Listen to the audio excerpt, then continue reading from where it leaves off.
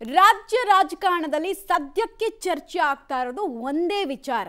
ಅಧಿಕಾರ ನಡೆಸುವಂತಹ ಕೈಗಳು ಬದಲಾಗುತ್ತಾ ಇಲ್ಲ ಹಾಗೆ ಮುಂದುವರೆದು ಈ ಸಂಪುಟಕ್ಕೆ ಮೇಜರ್ ಆದಂತಹ ಸರ್ಜರಿ ಆಗುತ್ತಾ? ಈ ವಿಚಾರ ಚರ್ಚೆ ಆಗ್ತಾನೆ ಇದೆ.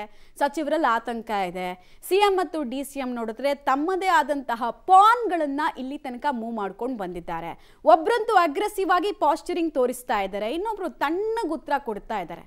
ಇದರ ಮಧ್ಯೆ ದಿಲ್ಲಿ ಹೈಕಮಾಂಡ್ ಅಂತೂ ವಿಪರೀತ ಹೈಪರ್ ಆಕ್ಟಿವ್ ಆಗಿದೆ. ಅವರಂತೂ ಪ್ರತಿ ವಿಚಾರದಲ್ಲಿ ಅಂದರೆ ಸಿಎಂ ಉಸಿರಾಡಬೇಕಂದ್ರೂ ಸರಿನೇ, ಡಿಸಿಎಂ ಉಸಿರಾಡಬೇಕಂದ್ರೂ ಸರಿನೇ, ಯಾವುದಾದ್ರೂ ಅಧಿಕಾರಿಯನ್ನು ಅಪಾಯಿಂಟ್ ಮಾಡಬೇಕಾದ್ರೂ ಸರಿನೇ, ಎಲ್ಲದಕ್ಕೂ ಕೂಡ ಅವರೇ ಹೈಪರ್ ಆಕ್ಟಿವ್ ಆಗಿ ಮುಂದಾಳತ್ವವನ್ನು ವಹಿಸ್ತಾ ಇದ್ದಾರೆ. ಸೊ ಈ ಸಿಎಂ ನಂತರದ ಉತ್ತರಾಧಿಕಾರಿ ಮತ್ತು ಬದಲಾವಣೆಯ ಗಾಳಿ ಇದೆಲ್ಲ ಬೀಸುತ್ತಾ ಇದೆ. ಎಲ್ಲ ತೀರ್ಮಾನ ಆಗೋದು ದಿಲ್ಲಿನಲ್ಲೇ, ಅಫ್ಕೋರ್ಸ್ ದಿಲ್ಲಿನಲ್ಲಿ. ಸೊ ಏನಾಗುತ್ತೆ, ಯಾವ ರಾಜ್ಯದ ಮಾಡೆಲನ್ನು ಅನುಸರಿಸಲಾಗುತ್ತೆ ಪ್ರಶ್ನೆ ಇದೆ. ಸಿಎಂ ದಿಲ್ಲಿ ಭೇಟಿ ನಂತರ ನವೆಂಬರ್ ಕ್ರಾಂತಿಗೆ ತೆರೆ ಬೀಳುತ್ತಾ ಅನ್ನೋದು ಪ್ರಶ್ನೆ. ರಾಜ್ಯದ ವಿದ್ಯಮಾನ ಗಂಭೀರವಾಗಿ ಪರಿಗಣಿಸಿದೆ ಹೈಕಮಾಂಡ್. ಸಿಎಂ ಡಿಸಿಎಂ ಇಬ್ಬರನ್ನು ಮುಖಾಮುಖಿ ಕೂರಿಸಿ ಕ್ರಾಂತಿ ಚರ್ಚೆಗೆ ತೆರೆ ಎಳೆಯಲಾಗುತ್ತಾ? ದಿಲ್ಲಿ ಪಂಚಾಯಿತಿ ಮೂಲಕವೇ ನವೆಂಬರ್ ಕ್ರಾಂತಿಯ ಗೊಂದಲಕ್ಕೆ ತೆರೆ ಬೀಳುತ್ತಾ? ಎಲ್ಲ ವಿಚಾರದ ಬಗ್ಗೆ ಹೈಕಮಾಂಡ್ ಜೊತೆಗೆ ಸಿಎಂ ಮತ್ತು ಡಿಸಿಎಂ ಚರ್ಚೆ ಮಾಡ್ತಾರೆ ಅಂತ. ಆದರೆ ನವೆಂಬರ್ 15ರ ಬಳಿಕ ಇದಕ್ಕೆಲ್ಲ ಸ್ಪಷ್ಟ ಚಿತ್ರಣ ಸಿಗಬಹುದು. 14ನೇ ತಾರೀಕು ಬಿಹಾರ ಎಲೆಕ್ಷನ್ನ ರಿಸಲ್ಟ್ ಇದೆ. ಸೊ 15ನೇ ತಾರೀಕಿನ ನಂತರ ಕರ್ನಾಟಕದ ಕಡೆಗೆ ಕಾನ್ಸಂಟ್ರೇಟ್ ಮಾಡೋ ಚಾನ್ಸಸ್ ಜಾಸ್ತಿ ಇದೆ. ಅಲ್ಲಿ ತನಕ ಅಂತೂ ಕಾನ್ಸಂಟ್ರೇಟ್ ಮಾಡೋಕ್ಕಾಗಲ್ಲ, ಬಿಕಾಸ್ ಬಿಹಾರದ ಚುನಾವಣೆಯ ಗೆಲುವು ಅತ್ಯಗತ್ಯ ನಮಗೆ ಅಂತ ಕಾಂಗ್ರೆಸ್ನ ಹೈಕಮಾಂಡ್ ಭಾವಿಸಿದೆ. ಹೀಗಾಗಿ ಈ ನಾಯಕರು ಕೂಡ ಏನೇ ಆಟದಲ್ಲಿ ಬದಲಾವಣೆ ಬೇಕಂದ್ರು, ಯಾರದ್ದೇ ಸ್ಥಾನ ಪಲ್ಲಟ ಆಗಬೇಕಂದ್ರು ನವೆಂಬರ್ 15ರ ನಂತರನೇ ಅದಕ್ಕೆ ಮುಹೂರ್ತ ಅನ್ನೋದು ಒಂದು ಚಿತ್ರಣ.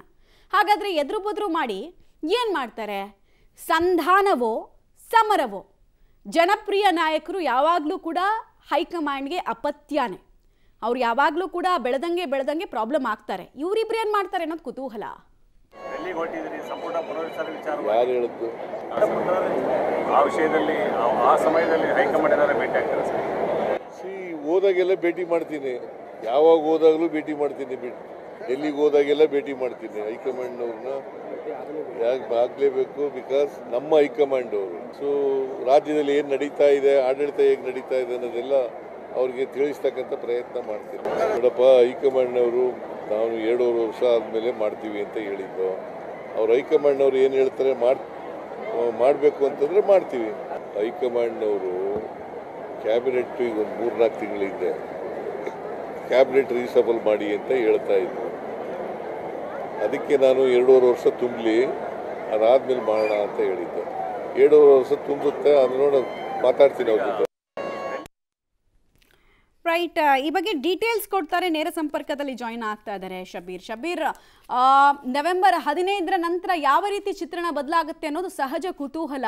ಸಂಧಾನ ಆಗುತ್ತಾ ಅಥವಾ ಕಂಡೀಷನ್ ಮೇರೆಗೆ ಸಂಧಾನ ಆಗುತ್ತಾ? ಇಬ್ಬರನ್ನು ಕರೆಸ್ಕೊಳ್ತೀವಿ ಅನ್ನೋ ಮುನ್ಸೂಚನೆಯನ್ನ ಈಗಾಗಲೇ ದಿಲ್ಲಿ ಹೈಕಮಾಂಡ್ ಕೊಟ್ಟಿದೆಯಾ? ಏನೇನು ಮಾಹಿತಿ ಇದೆ? ಮಮತಾ, ನೋಡಿ, ರಾಜ್ಯದಲ್ಲಿ ನವೆಂಬರ್ ಕ್ರಾಂತಿಯ ಬಗ್ಗೆ ಸಾಕಷ್ಟು ಚರ್ಚೆಗಳು ಶುರುವಾಗಿರುವಂಥದ್ದು. ನವೆಂಬರ್ನಲ್ಲಿ ಸರ್ಕಾರಕ್ಕೆ 2.5 ವರ್ಷ ಪೂರ್ಣ ಆಗ್ತಾ ಇರುವಂತಹ ಹಿನ್ನೆಲೆಯಲ್ಲಿ ಒಂದು ಅಧಿಕಾರ ಹಸ್ತಾಂತರ ಆಗಬಹುದು ಅನ್ನುವಂಥದ್ರ ಬಗ್ಗೆ ಸಾಕಷ್ಟು ಊಹಾಪೋಹಗಳು ಕೂಡ ಹರಿದಾಡ್ತಾ ಇದ್ದಾವೆ. ಮತ್ತೊಂದು ಕಡೆ ಯಾವುದೇ ಅಧಿಕಾರ ಹಸ್ತಾಂತರ ಆಗಲ್ಲ, ಕೇವಲ ಕ್ಯಾಬಿನೆಟ್ ರೀಶಫಲ್ ಮಾತ್ರ ಆಗೋದು ಅನ್ನುವಂಥದ್ದು ಮತ್ತೊಂದು ಕಡೆ ವಾದ ಕೇಳಿ ಬರ್ತಾ ಇರುವಂಥದ್ದು. ಹೀಗಾಗಿ ಈ ಒಂದು ಗೊಂದಲಗಳೇನಿದ್ದಾವೆ, ಈ ಎಲ್ಲ ಗೊಂದಲಗಳು ದೆಹಲಿ ಮಟ್ಟದ ನಾಯಕರಿಂದಲೇ ಪರಿಹಾರ ಆಗಬೇಕಾಗಿರುವಂಥದ್ದು. ಈ ನಿಟ್ಟಿನಲ್ಲಿ ಈಗಾಗಲೇ ಸಿಎಂ ಸಿದ್ದರಾಮಯ್ಯ ಅವರು ಕೂಡ ನವೆಂಬರ್ 15ಕ್ಕೆ ದೆಹಲಿಗೆ ಬರ್ತಾ ಇರುವಂಥದ್ದು. ಹೀಗಾಗಿ ಅವತ್ತು ಈ ಒಂದು ವಿಚಾರಕ್ಕೆ ಸಂಬಂಧಪಟ್ಟಂತೆ ಒಂದು ತಾರ್ಕಿಕ ಅಂತ್ಯಕ್ಕೆ ಬರುತ್ತಾ ಅನ್ನುವಂಥದ್ರ ಬಗ್ಗೆ ಈಗ ಚರ್ಚೆಗಳು ಶುರುವಾಗಿದ್ದಾವೆ. ಈಗಾಗಲೇ ಡಿ ಕೆ ಶಿವಕುಮಾರ್ ಅವರು ನಿಯಮಿತವಾಗಿ ದೆಹಲಿಗೆ ಬರ್ತಾ ಇದ್ದಾರೆ, ಹೈಕಮಾಂಡ್ ನಾಯಕರನ್ನ ಭೇಟಿಯಾಗುವಂತ ಕೆಲಸವನ್ನ ಮಾಡ್ತಿದ್ದಾರೆ, ಮತ್ತೆ ನಿರಂತರವಾದಂಥ ಒತ್ತಡವನ್ನ ಹೇರುವಂತ ಕೆಲಸವನ್ನ ಕೂಡ ಮಾಡ್ತಾ ಇದ್ದಾರೆ. 2.5 ವರ್ಷದ ಹಿಂದೆ ಏನು ಮಾತುಕತೆ ಆಗಿತ್ತು ಅದನ್ನ ಪೂರ್ಣ ಮಾಡಿ ಕೊಡಬೇಕು ಅನ್ನುವಂಥ ನಿಟ್ಟಿನಲ್ಲಿ ಅವರು ಪರೋಕ್ಷವಾಗಿ ಬೇರೆ ಬೇರೆ ನಾಯಕರ ಮೂಲಕ ಹೈಕಮಾಂಡ್ಗೆ ಒತ್ತಡವನ್ನ ಹೇರುವಂತ ಕೆಲಸವನ್ನ ಮಾಡ್ತಿದ್ದಾರೆ.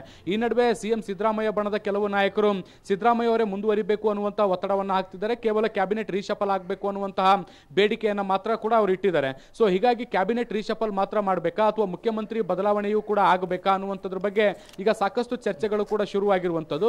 ಹೀಗಾಗಿ ನವೆಂಬರ್ 15ರಂದು ಏನು ಸಿಎಂ ಸಿದ್ದರಾಮಯ್ಯ ಅವರು ಡೆಲ್ಲಿಗೆ ಬರ್ತಾರೆ, ಆ ಸಂದರ್ಭದಲ್ಲಿ ಡಿ.ಕೆ. ಶಿವಕುಮಾರ್ ಅವರನ್ನು ಕೂಡ ಕರೆಸಿಕೊಂಡು ಇಬ್ಬರು ನಾಯಕರನ್ನ ಮುಖಾಮುಖಿಯಾಗಿ ಕೂರಿಸಿ ಮಾತುಕತೆ ನಡೆಸುವಂತ ಸಾಧ್ಯತೆಗಳು ಕೂಡ ಇದಾವೆ. ಖುದ್ದು ರಾಹುಲ್ ಗಾಂಧಿ ಅವರೇ ಈ ಒಂದು ಮಾತುಕತೆಯನ್ನು ಕೂಡ ನಡೆಸಬಹುದು ಅನ್ನುವಂತ ಚರ್ಚೆಗಳು ಕೂಡ ಶುರುವಾಗಿರುವಂತದ್ದು. ಸೊ ಈ ಎಲ್ಲಾ ಪ್ರಶ್ನೆಗಳಿಗೆ ನಮಗೆ ಉತ್ತರ ಸಿಗಬೇಕು ಅಂದ್ರೆ ಮುಖ್ಯಮಂತ್ರಿ ಬದಲಾವಣೆ ಆಗುತ್ತಾ ಅಥವಾ ಕೇವಲ ಸಂಪುಟಕ್ಕೆ ಸರ್ಜರಿ ಮಾಡುವಂತ ಕೆಲಸಗಳಾಗುತ್ತಾ ಅಥವಾ ಯಾವುದನ್ನು ಮಾಡದೆ ಯಥಾಸ್ಥಿತಿಯನ್ನು ಕಾಯ್ದುಕೊಂಡು ಹೋಗುವಂತ ಪರಿಸ್ಥಿತಿಗಳು ನಿರ್ಮಾಣ ಆಗುತ್ತಾ ಅನ್ನುವಂಥದ್ದನ್ನ ಕೂಡ ಕಾದ್ ನೋಡಬೇಕು.